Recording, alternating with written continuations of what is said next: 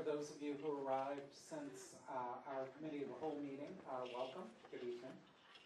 This is the regular meeting of the District 64 Board of Education. We convened at 6:30 this evening for a Committee of the Whole on health insurance plans, and have just come back from about a 5-10 minute recess following the Committee of the Whole. We have a number of things on our agenda this evening, and we will have public comment during each of the agenda items. So if you are here to listen to or speak to the board on any of those agenda items, we'll get to you during those items. If, however, you would like to address the board on something that is not on our agenda, we'll always do that before we get started with the regular agenda. So I'll pause and ask if anybody would like to address the board on an issue not on our agenda this evening.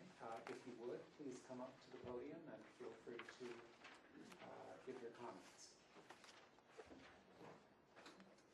Come on up.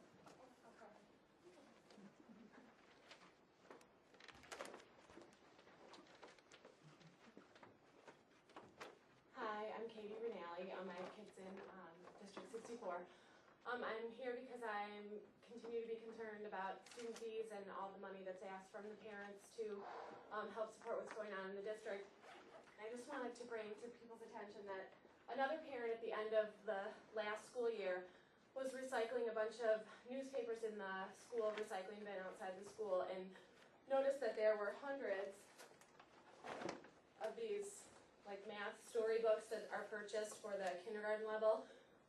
And so she dug them all out and came and put them on my front porch because she's concerned too, as I think some other parents are, that we're purchasing materials that either the teachers don't need or they just don't get used, and we just want to make sure that we're not paying for things that are just being recycled or thrown away. Thank you. And I don't know if you brought that to the attention of any of our administrators to kind of track down why those particular materials were where they were. Well, I mean, I didn't bring this incident. I brought up the math storybook stuff before, and that the fact that I know it doesn't get used because it's come home unused, like bulk. I didn't know they were also just being thrown in the recycling bin, but I mean, I have tried to bring it to the attention that it seems to me that the teachers don't, I don't blame the teachers for not using them. I don't really think they're age appropriate, but it just, they're not being used, so let's stop buying them. Well, thank you, and that's certainly something that I take an interest in looking into. So I appreciate you bringing that to our attention. Any other public comments? Come on up. Hi. Tell us your name for our videotape and agenda taker, or minute takers. I appreciate it. Charlene Foss, 1117 South Harrison, and I found Katie's comments really interesting because the same thing happened to me last year. I had a student who was in the office, one of my sons, and there's a big recycling bin right in the office of Roosevelt School, and he pulled out a stack of teacher planners, teacher planner notebooks that had never been touched, brand new, and he's like, oh, he wanted one to draw his little comics in, and he actually got in trouble and was told to put it back in the trash, and he could not take it home even though it was trash. So, yeah. Interesting that materials are getting purchased and ending up in the trash unused. So another anecdote, so I think it's widespread. But the real reason that I'm up here tonight is to talk about a couple of things that, again, I'm just a concerned parent trying to get more engaged in my community and understand how the board works, and just kind of work with you, and I know that's part of your goals, to educate the community, hear feedback from us, so I'm here to kind of make us all work together better. A couple things I wanted to highlight in that vein is, first of all, the draft minutes of the meeting for some of the prior meetings that we've had. July 11th was my first meeting that I came to with the district, and it wasn't on tape, but I did see that the draft notes were voted on at the last meeting, August 8th, and I was wondering if the public ever has an opportunity to review the draft minutes before they're approved in their final form. Because I had quite a bit of conversation with board member Sharon Lawson about the administrative pay raises. And there was one sentence in the July 11th notes about that exchange. All it said is Charlene Foss brought up administrative pay raises and asked about the increase across the board, period. And that was it.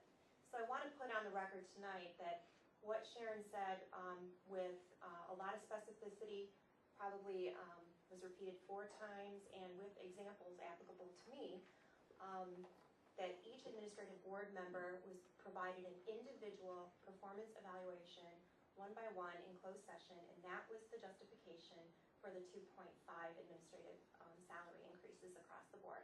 And I asked her, why did everyone get the same exact increase, lockstep, the same as the union increases that aren't subject to the board's discretion? And she said it just happened to work out all that way, but indeed, everybody's merit increase was based on their individual performance, and their private personnel reviews were undertaken 1 by 1 by the board before their salary increases were approved.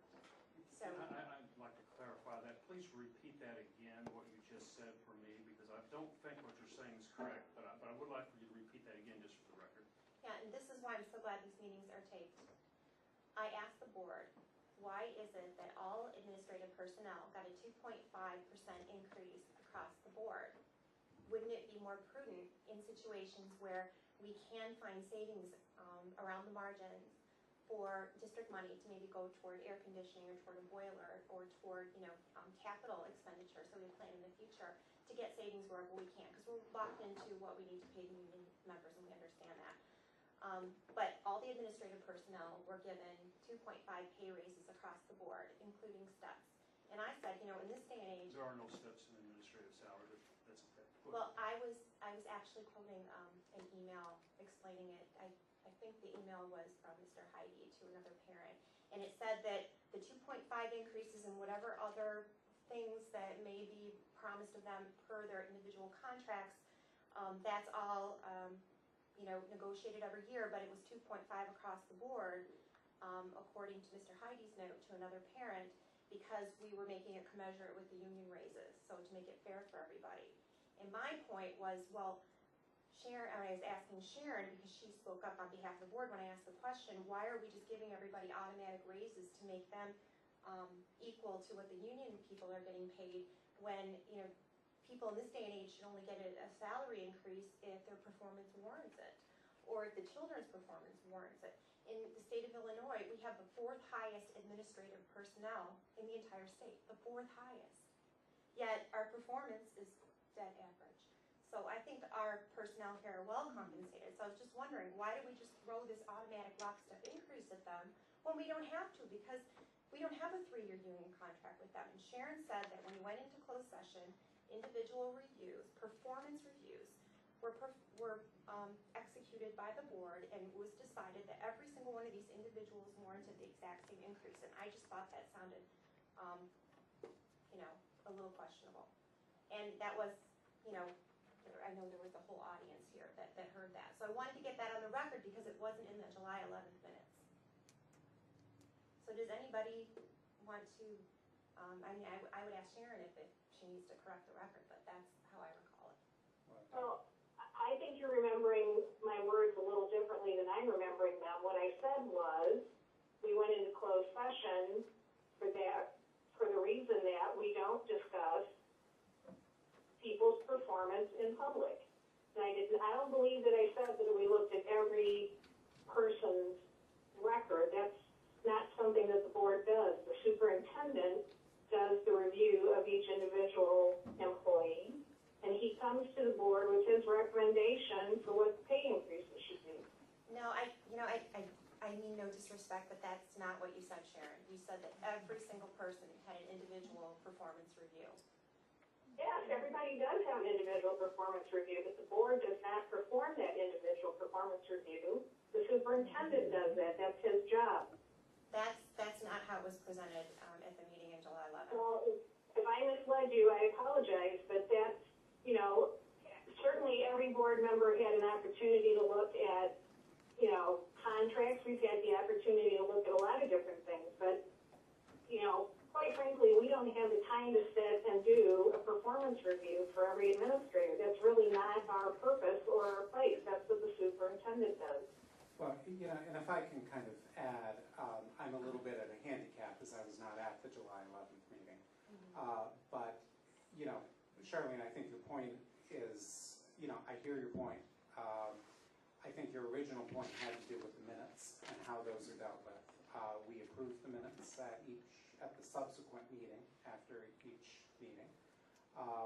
I would have to defer to some of our staff as to when and how those are up on our website beforehand. I believe that they go up on our website at the same time as all the other reports for, for instance, for tonight's board meeting.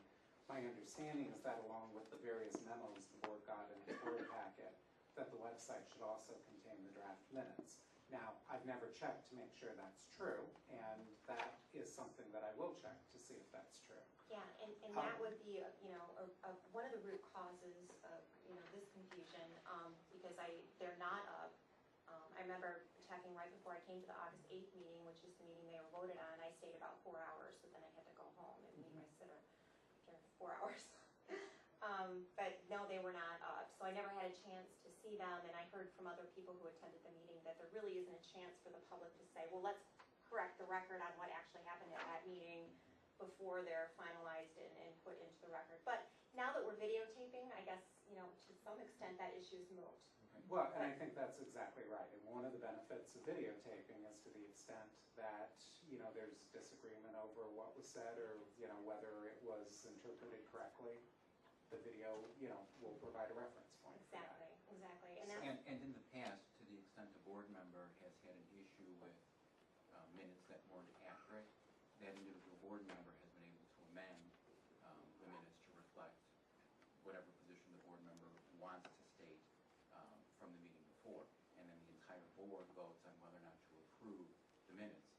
And my recollection is that the July minutes were voted on and approved by the entire board. So the board as a whole, you might not agree, but the board as a whole thought that the minutes accurately reflected the meetings. As John's pointed out, though, because we now have the videotape, I think it really is a moot point because now everyone can see exactly what's said. And people's recollection of what was said will be reflected more accurately in the video. Right, as long as we video. So they were not, those notes were not robust or, I think they omitted a lot of detail. Maybe that was just an administrative or clerical error, but I just noted that. So that's a great point for videotaping. I'm glad we're doing it.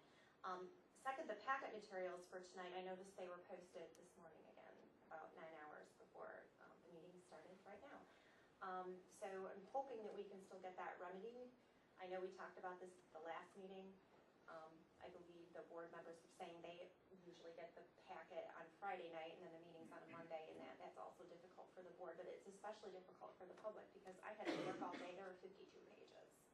And I wanted the opportunity to review the packet before the meeting tonight, and I know one of the board goals is, a robust exchange of ideas, conveying, I was just looking that you reviewed that goal number 4, again, about communicating with the public, conveying information, and when we get a 52-page packet 9 hours before the meeting, when we're working, it just can't be done.